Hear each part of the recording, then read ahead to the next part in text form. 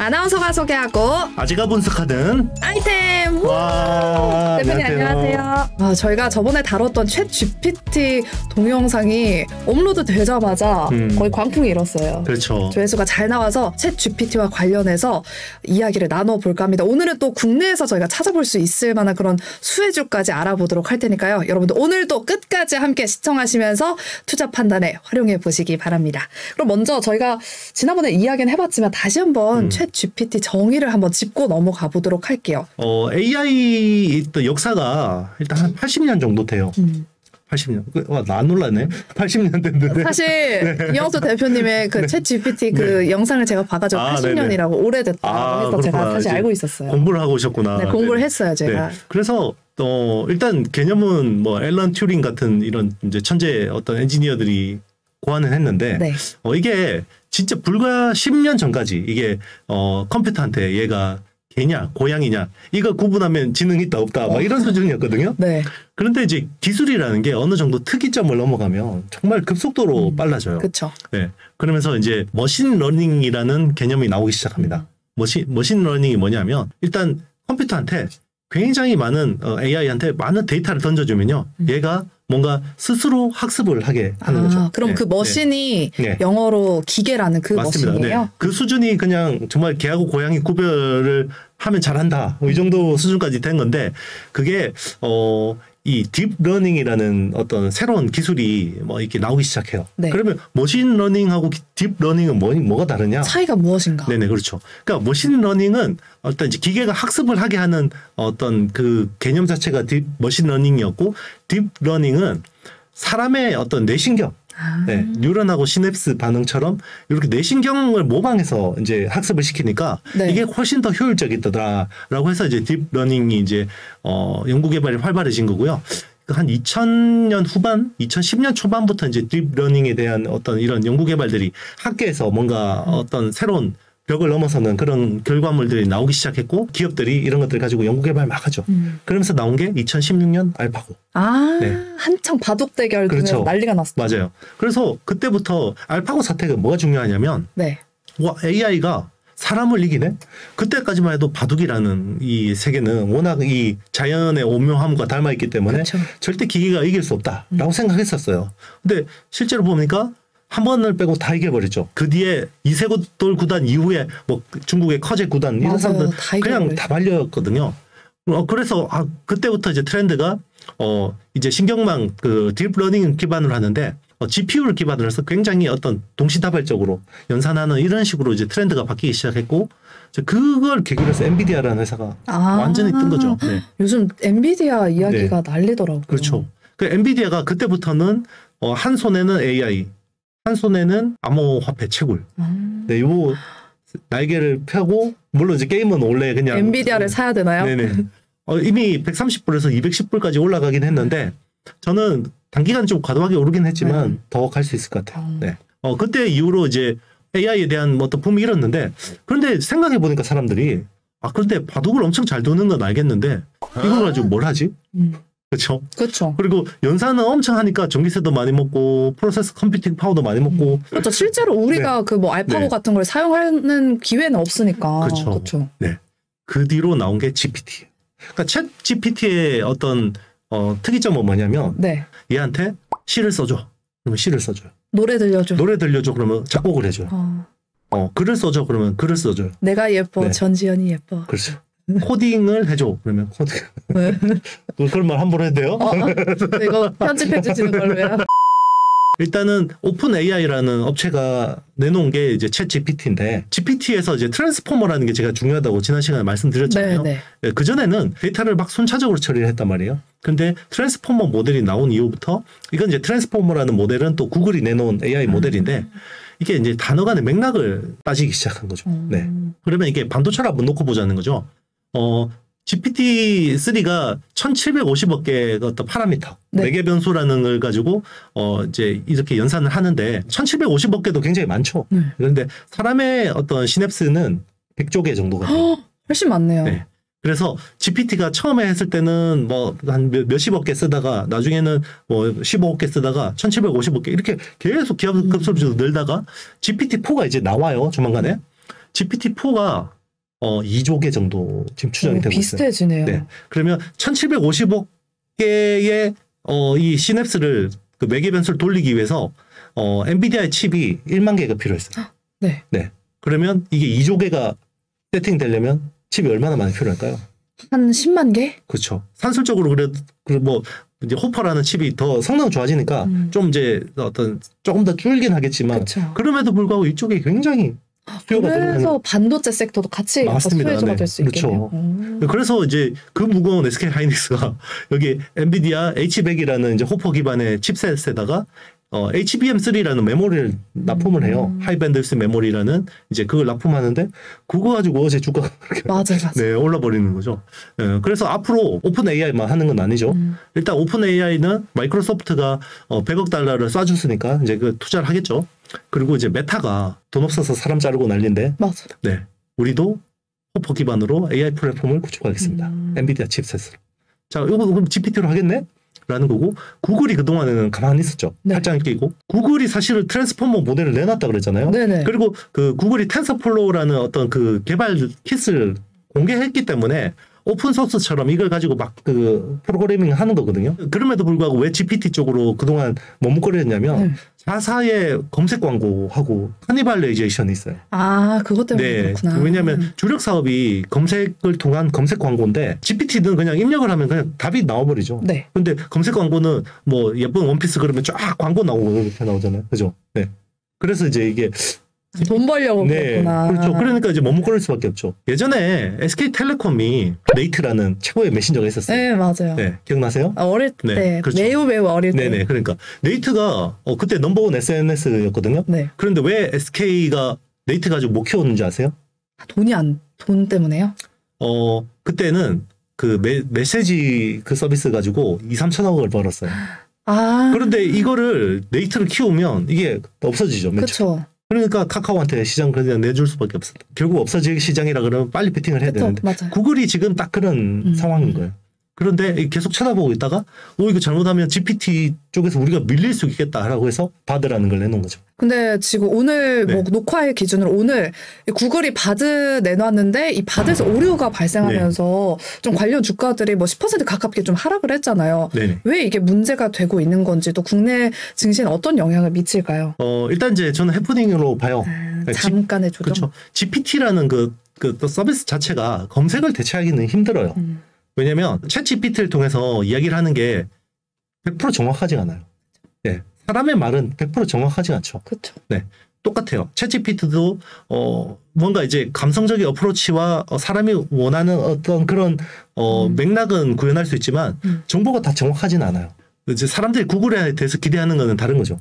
챗 GPT는 오류가 날 수 있어. 그런데 구글은 저 많은 데이터를 가지고 만들었는데 오류가 난다고? 그렇게 생각을 하는 거죠. 뭐 이번에 오류가 났지만 그걸 또 보완해서 더 나은 그런 GPT 기술이 좀 더 나오지 않을까 뭐 이런 생각도 들면서 약간 일시적인 조정이 아닐까, 해프닝으로 끝날 것 같다라는 의견을 주셨습니다. 그러면 이번에는 챗 GPT가 돈이 돼야 되잖아요. 네네. 비즈니스 모델을 어떻게 구현하는 건지 사실 조금 더 궁금하긴 하거든요. 한 3가지 정도가 있어요. 일단은 파운데이션 모델이라는 게 있고요. 그리고 어플리케이션 모델, 그리고 이제 인프라 뭐 이런 것들인데요. 파운데이션 모델이라는 거는 빅테크 업체들의 영역인 것 같아요. 그러니까 챗 GPT라는 여기를 통해서 여기서 데이터들이 굉장히 많잖아요. 네. 그러면 이제 API라는 걸 열어줘요. 어떻게 보면 전체 파운데이션 모델은 여기에 데이터들이 굉장히 많아요. 사람들이 사용할수록 데이터가 막 쌓이겠죠. 그럼 이게 원유라고 생각할게요. 원유를 이렇게 막 정제를 해서 휘발유도 뽑아내고 디젤도 뽑아내고 나프타도 뽑아내고 하잖아요.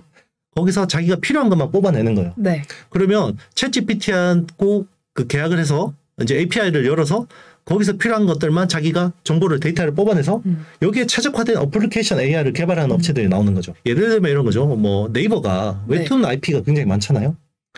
웹툰 전 세계적으로 가장 많은 웹툰 IP를 가지고 있잖아요. 그러면 어떤 회사가 우리는 스케치만 하면 알아서 자동으로 AI가 채색해주는 프로그램을 그 AI를 개발한다 그러면 네이버의 API를 받아서 그걸 이제 하면 기존의 어떤 웹툰들이 채색이 다 이렇게 돼 있으니까 거기에 맞게 이걸 개발할 수가 있는 거죠. 이거 있는 기술이에요? 그렇죠. 진짜요? 네, 있어요. 전 상상하신 건 줄 알았어요. 심지어 우리 지금 열심히 유튜브 찍잖아요. 네. 그 AI의 역사와 AI의 뭐 관련주, 수혜주들 이런 거 물어봐요. 그러면 원고처럼 쭉 뽑아줘요, 텍스트를. 막 진짜 무슨 글 쓴 것처럼. 그러면 이거를 가지고요. 텍스트를 또 영상을 만들어주는 AI가 있어요. 그 리턴 테크놀로지라고 비상장이에요. 거기서 네. 운영하는 리턴이라는 그게 있는데 거기에다가 이 텍스트를 입력하면 이 텍스트에 맞는 영상을 또 만들어줘요. 우리 일자리 다 없어지는데요. 네. 그러니까 물론 이제 영상 퀄리티가 우리보다는 못하지만 그쵸. 네. 그런 식으로 만들면 정말 그런 요즘에 영상들이 유튜브에 많아요. 15분 만에 영상 하나 뚝딱 만들어 편집까지 다 돼요. 네. 밑에 텍스트도 다 나오고. 와, 대박이다. 네. 그런 시대예요. 그런 식으로 이제 자사 어떤 이것만 잘 활용해도 네. 정말 이제 굉장히 어떤 일이 수월해지는 거고 그리고 이제 그 업스테이지라는 어떤 비상장 AI 업체가 있어요. 네. 업스테이지는 이제 그 OCR이라고 해서 사진을 찍으면 그 사진에 있는 텍스트들을 다 추출해 주는 거예요. 텍스트 옛날에 사진 보고 막 자판 쳐야 되죠. 요즘에는 긁을 수 있어요. 네. 긁어서 이제 할 수 있는데 옛날 스마트폰 초창기 때 우리 명암 인식 앱 하면 맞아요. 네. 오류가 엄청났어요. 맞아요. 근데 지금은 거의 오류가 안 나거든요. 이제 그런 거 하는 건 회사인데 이 회사가 챗GPT 그 API를 받아가지고 그 AI 인턴을 만들었어요. 아수겁이라는 이제 그 이게 있는데 그냥 단순 뭐 웬만한 그런 어떤 잡무는 얘가 더 잘하는 사람보다 훨씬 잘하는 거예요. 네. 이제 그런 식으로 개발하는 업체들이 많이 나올 거라는 거죠. 네. 그래서 앞으로는 정말 질문을 잘하는 능력이 굉장히 중요하다라는 생각이 들어요. 챗GPT가 뭐 코딩을 해주니까 우리 파이썬 안 배워도 되겠네 이렇게 생각하는 게 아니라 네. 내가 원하는 것들을 명령을 내리면 거기에 따라서 얘가 코딩을 해주기 때문에 파이썬을 모르면 파이썬 일을 시킬 수가 없어요. 그렇네요. 명령을 해야 그렇죠. 또 걔가 일을 하는 맞아요. 거니까. 그래서 뭔가 뭐 반도체나 테크 지식에 대해서 뭔가 이 텍스트를 뽑아내려면 저처럼 뭔가 좀 이렇게 아는 사람이 질문을 해야지 그걸 뽑아낼 수 있는 거죠. 그럼 일반인들이 질문을 하면 그냥 일반적인 수준의 질문밖에 안 나오는 거예요. 네. 그럴 것 같아요. 네. 그래서 진짜 아는 만큼 보이는 거죠. 그래서 우리 아이템은 열심히 보셔야 되는 거예요. 그러면 이번에는 좀 종목 이야기를 조금 해보도록 네네. 할게요. 국내에서도 네. 지금 챗 GPT 관련 수혜주 찾기 열풍이 네네. 또 돌고 있잖아요. 진짜 네네. 많은 뭐 AI부터 시작해서 네네. 뭐 넓은 범위에서부터 좁은 범위까지 네네. 뭐 보안 관련 종목들까지 이제 막 네네. 떠오르고 있는데 그중에서 우리 대표님께서는 어떤 챗 GPT 수혜주들에 주목을 하고 계실까요? 일단 지금 막 주가들이 많이 오르는 것들은 이제 챗GPT하고 크게 관련이 없는 업체들이 많죠, 사실은. 코난 테크놀로지가 진짜 네. 많이 올랐더라고요. 그렇죠. 뭐 주세배 씨가. 코난 테크놀로지가 관련 없다 이런 건 아니고, 그쵸, 네네. 어쨌든 그 대부분은 이제 어쨌든 어플리케이션 AI 모델이에요. 대부분은 이제 그 API를 받아서 이제 하는 모델들이 많고, 국내에서 그러면 무슨 그 오픈 AI나 뭐 구글이나 메타처럼 그런 어떤 파운데이션 AI 모델을 할 수 있는 회사는 딱 두 개 있어요. 왜냐하면 이 정도의 데이터 인프라, 그 인터넷 데이터 센터를 가지고 있어야 되고, 네. 그리고 슈퍼 컴퓨터가 있어야 돼요. 그러면 좀 생각나는 것 같아요. 그렇죠. 이게 왜냐하면 이 데이터들이 다 이렇게 혼란스럽게 돼 있으면 안 되고, 이게 어느 정도 정리가 딱딱 돼 있어야 되는데, 이런 것들은 슈퍼컴퓨터가 해야 되는 거죠. 국내에 이 정도 규모를 가지고 있는 회사는 삼성전자하고 네이버 두 개가 와, 있어요. 네이버가. 네네. 두 개가 있고, 네이버 이제 하이퍼클로바라는 게 한 2,050억 개 정도의 파라미터. GPT-3보다 많죠. 네. 그 정도 이제 그 가지고 있고, 이 API 비즈니스를 하고 있죠. 네. 이제 그런 걸 할 수 있는데, 삼성은 사실 이런 뭐 파운데이션 AI 모델에 대해서 관심이 없어요. 그냥 자사 제품의 AI를 뭐 적용하는 데 관심이 있기 때문에 아마 그런 쪽으로는 네이버가 제일 잘할 것 같고, 그리고 이제 서비스를 붙여서 네. 어플리케이션 AI를 하는 회사들이 되게 많을 것 같아요. 그래서 네이버가 저는 파운데이션 모델로 본다 그러면 가장 희소성이 있고 국내 유일이기 때문에 그렇고, 물론 이제 뭐 어플리케이션 AI나 뭐 이런 쪽은 뭐 카카오도 잘할 수 있죠. 카카오도 잘할 수 있는데, 이런 쪽으로 좀 그래도 그 비즈니스를 굉장히 좀 열심히 하고 네. 기반 기술을 많이 가지고 있는 회사가 의외로 SK텔레콤. 그래요? 네. 의외다 진짜. 그렇죠. SK텔레콤은 자체 AI 최적화, 그러니까 주문형 반도체도 있어요. 사피온이라는 칩이 있어요. KT가 아니고 SK텔레콤인 거예요? SK텔레콤이요. 그러니까 이미 통신 사업이라는 게 어느 정도 그 피크아웃 했다라는, 그쵸, 요 세츄레이션 된다라는 그게 있기 때문에 항상 새로운 먹거리에 대해서 관심이 많았거든요. 이제 그 중에 하나가 이제 그 AI였던 거죠. 그래서 이런 기술들을 많이 확보를 하고 있었고, 그리고 이제 통신사 같은 경우, 특히나 SK텔레콤 같은 경우는 국내 가입자의 한 절반 정도를 차지하잖아요. 네. 그러다 보니까 AI가 훨씬 좋은 거죠. 그렇죠. 데이터가 많으니까. 그렇죠. 그래서 그 내비게이션도 아무래도 좀 더 정확도가 높은 게 사용자 기반이다 보니까 그렇죠. 그래서 다 T맵을 쓰는군요. 그렇죠.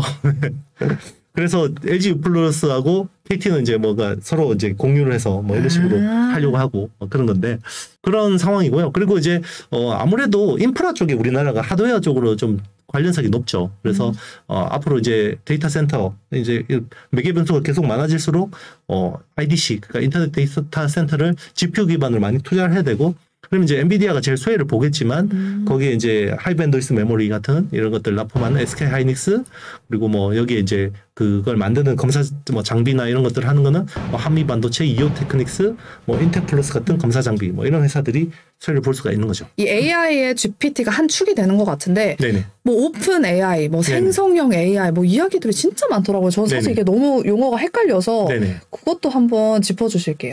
네. 굉장히 질문 예리하고 좋아요. 저 금방 잘했나요? 네. 파이썬 어떻게 하는 것처럼 그런 것처럼. 잘했습니다. 네. 그렇죠. 이제 우리 그때 알파고 사태 때 뉴스들 한번 쭉 보시면요.